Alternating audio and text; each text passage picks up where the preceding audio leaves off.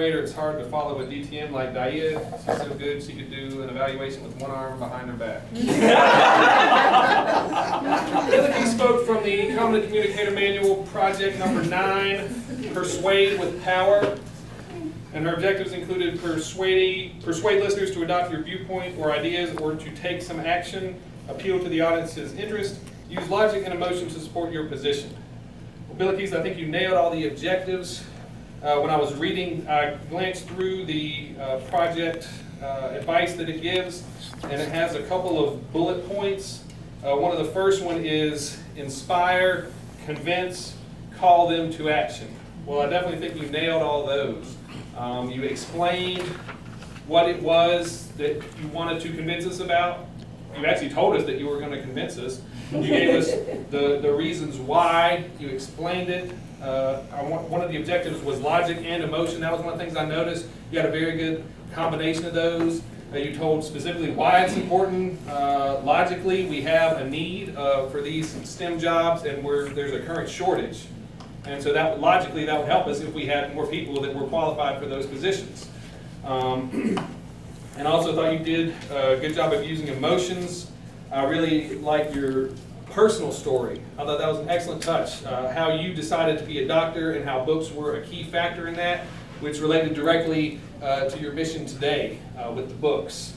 I loved the energy that you started out with just immediately, and that kept up throughout your speech. I thought you had a great closing line. Because after the meeting, I'll take questions. I'll also take donations. It's great. I think that a lot of times I feel awkward asking people for money, and I think having a little bit of humor about it makes it a lot easier and makes people more open to it. I think that's an effective one. Lots of information, very knowledgeable. This was something that was clearly important to you.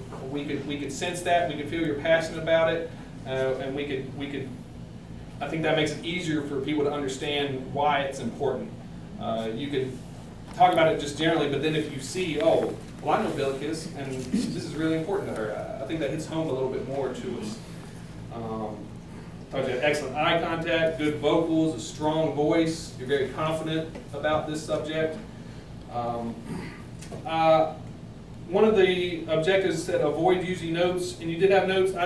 You didn't lean on them too much. I thought you did a pretty good job of that. But to improve for next time, the goal would be to have none at all.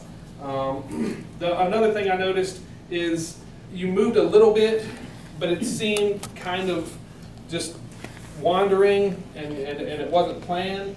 I think one thing that you can do is plan out your movements to align with the different parts of your speech. And especially in the parts where it has the bullet points like inspire, convince, call to action.